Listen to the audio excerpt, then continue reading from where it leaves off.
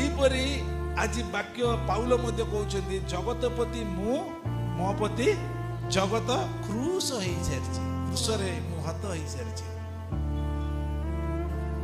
ଏବେ ଆମେ ମଧ୍ୟ ସେମିତି ଜଗତପତି, ଆମେ ଆମ ପ୍ରତି ଜଗତ କ୍ରୁଶରେ ହତ ହେଇଯିବାର ଅଛି। ତାହେଲେ କ'ଣ ଆମେ ଜଗତରେ ରହିବା ନାହିଁ କି? ଜଗତରେ ରହିବା। ଜଗତର ସବୁ ଲୁଣ ସମୁଦ୍ର ଲୁଣ ପାଣି ହେଲେ ହାଲେଲୁୟା, ଏ ଲୁଣରେ ମଧ୍ୟ ଆମମାନେ ମିଠା ମଧୁର ହେଇକି ବାହାରିବାର ଅଛି। ମାଛ କେମିତି ଦେଖନ୍ତୁ, ସେଟା ଲୁଣ ହେଇନାହିଁ, ତାକୁ ସେ ରୋଷେଇ କରିବା ସମୟରେ ଆଉ ତ ଲୁଣ ପକେଇକି ଆମେ ଖାଇବାକୁ ପଡୁଛି।